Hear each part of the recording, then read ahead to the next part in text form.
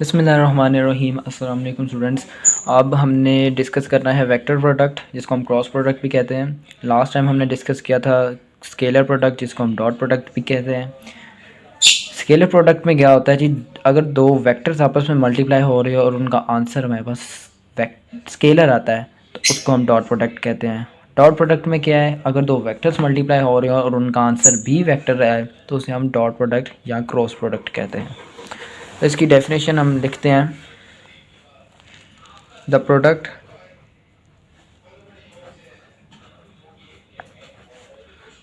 Of two vectors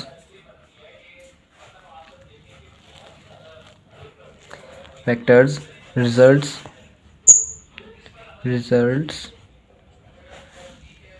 in a vector quantity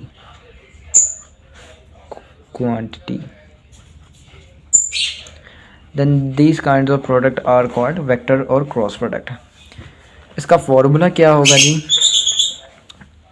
ए और B हमारे पास दो वेक्टर है, इनका अगर हम क्रॉस प्रोडक्ट लें तो इनका हमारे पास फॉर्मूला जो है वो बनेगा जी A B sine theta.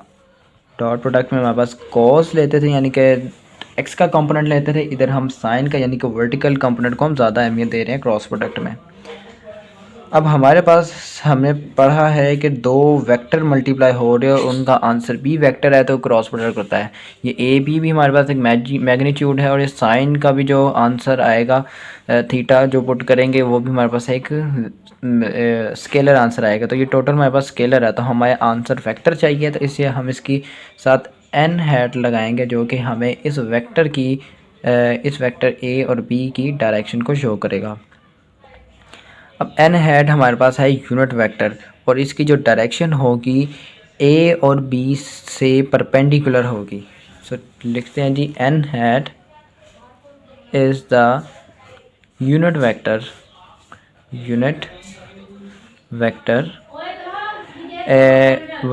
and it gives the direction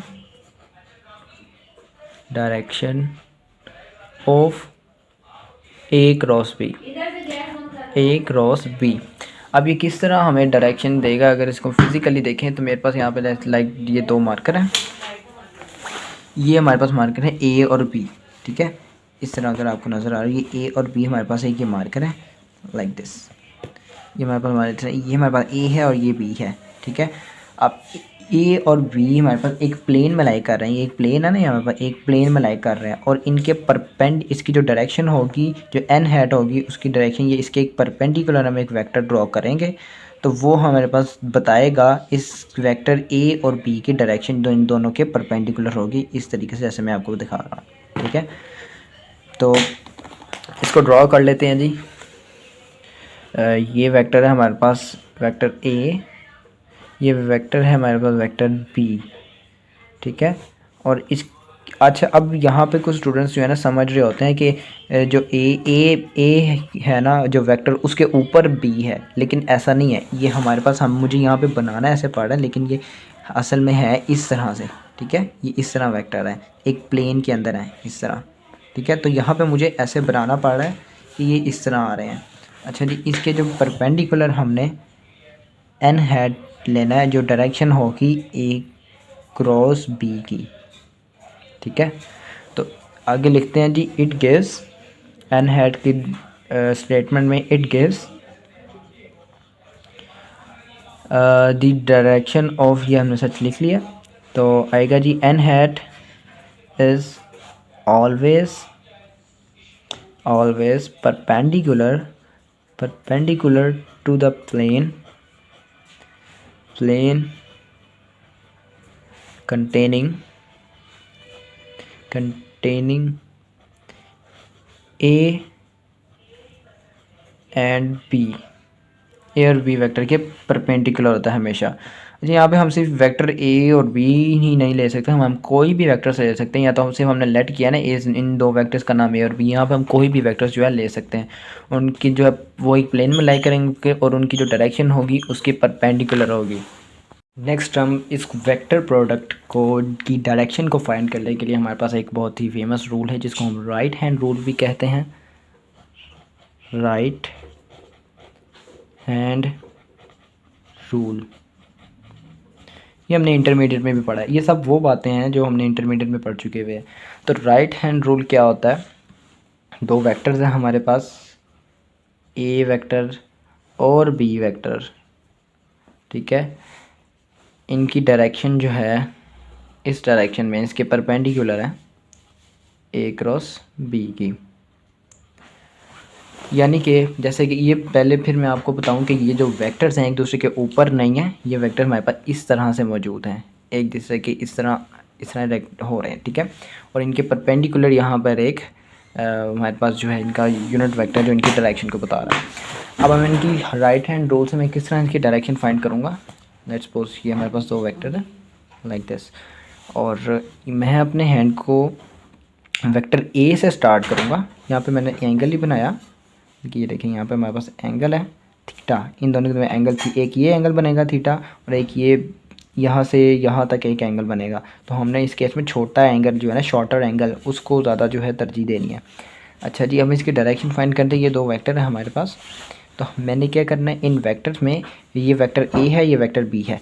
अब वेक्टर ए से अपनी हैंड की जो फिंगर्स हैं उनको कर्ल करना स्टार्ट करना है। जब मैं इनको कर्ल करना स्टार्ट करूँगा, वेक्टर ए से वेक्टर बी की तरफ जाऊँगा, तो मेरा जो थंब है ये इरेक्ट करेगा अपवर्ड डायरेक्शन में जो परपेंडिकुलर होगा ए और बी के। तो इसको हम कहते हैं राइट हैंड रूल, जिसे हम ए क्रॉस बी की जो डायरेक्शन फाइंड करते हैं, जो हमारे पास दूसरे दो वेक्टर्स होते हैं उनके परपेंडिकुलर होती है। तो यही बातें हैं जो है हम यहाँ पे वर्ड्स में लिख लेते हैं। अच्छा जी, rotate the fingers of your right hand in this way from A to B, in this way your thumb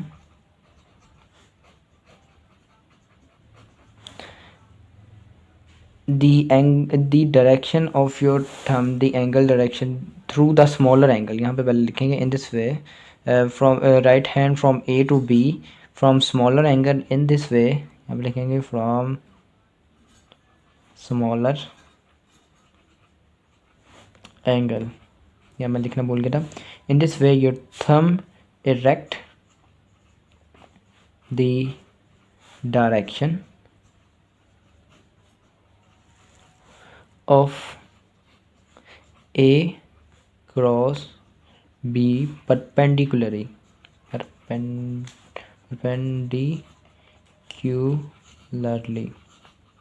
ठीक है स्टूडेंट्स, हम राइट हैंड रूल को हम स्क्रू रूल भी कहते हैं, इसका एक और नाम है स्क्रू रूल। जो स्क्रू रूल क्यों कहते हैं, अगर आपके पास जो एक बोतल होती है, वाटर बोतल या कोई सी भी कोका कोला की बोतल सेपरेट की, अच्छा उसको अंदर उसका जो कैप होता है, अगर आप उसको आप इसी मेथड से जो ओपन कर सकते हैं। आप सबसे पहले क्या करते हैं, अपना जो हैंड है उस कैप के ऊपर रखेंगे, इस तरह कैप के ऊपर रखेंगे और कैप को एंटी क्लॉकवाइज रोटेट करेंगे, ठीक है।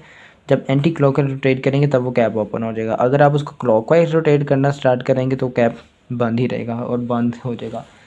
अगर सिमिलरली जिस तरह आप कभी किसी दीवार के अंदर जो है वो पेज को डाल रहे हो, पेज को कर रहे हो, तो बाज़ औक़ात ऐसा होता है कि हम पेज को उस तरफ घुमा देते हैं, जहाँ खोलने के लिए उस तरफ घुमा देते हैं जहाँ पे वो और बंद हो रहा हो, ठीक है। तो अगर आप वहीं पे लाइक दिस, अगर आप उसको इस तरीके से रोटेट करेंगे तो पेज को जो है यानी कि एंटी क्लॉकवाइज इस तरह से रोटेट करेंगे तो वो पेज खुल जाएगा। अगर उसको क्लॉकवाइज करेंगे तो वो और बंद होता चला जाएगा। तो ये जो हमारी जो डेली लाइफ में कुछ एग्जांपल्स थी उससे रेलिवेंट मैंने आपको एग्जांपल्स दी। इसके रिलेटेड हमारे पास और भी बहुत सारी एग्जांपल्स जो है हो सकती हैं।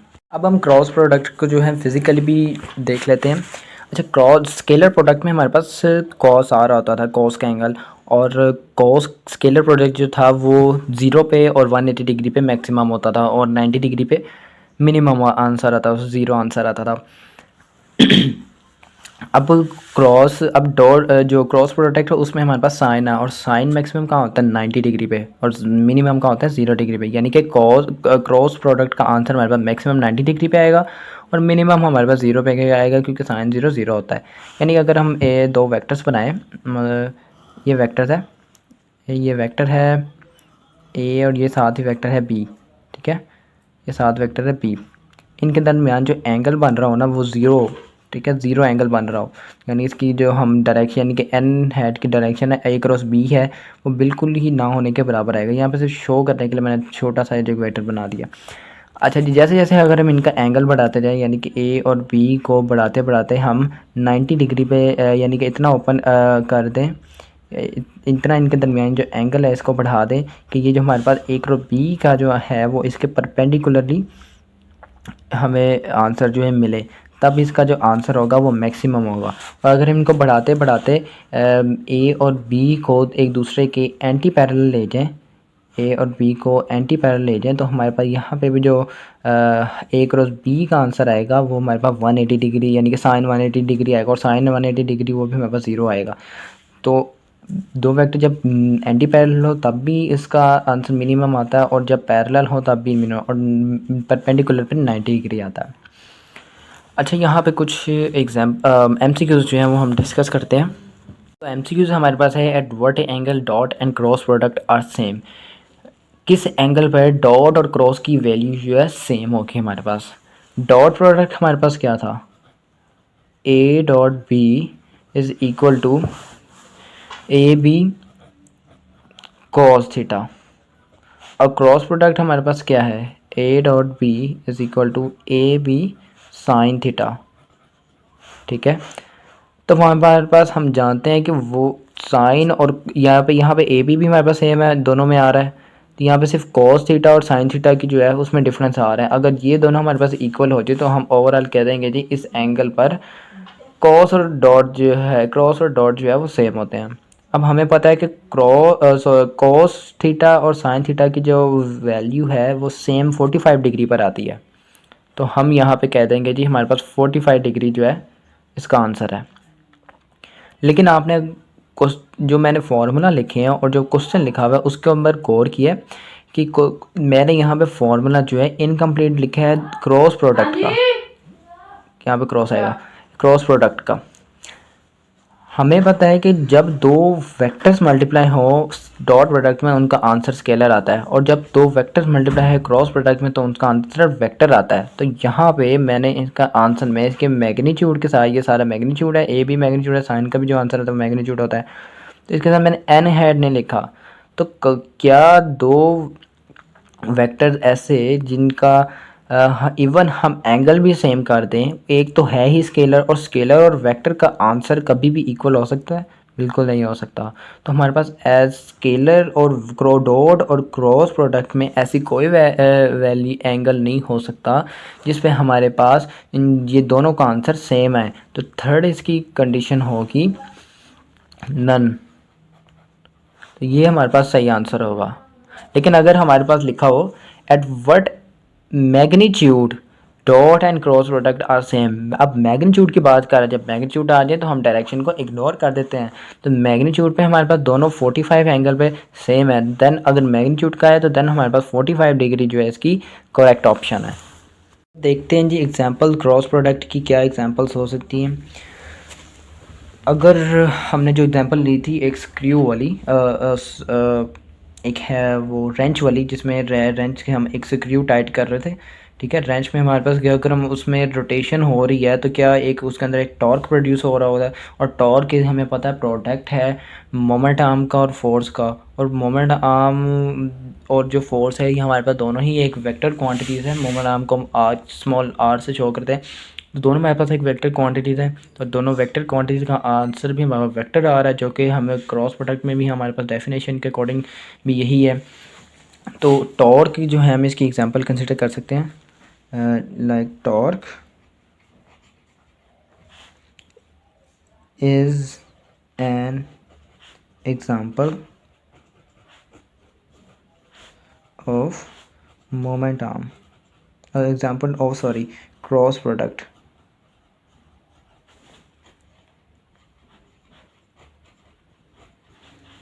और टॉर्क हमें पता है, torque is a product of moment arm cross force. यहाँ पे शायद कुछ स्टूडेंट्स ने गलती नोट की होगी कि मैंने यहाँ पे टॉर्क के ऊपर वेक्टर का निशान डाला।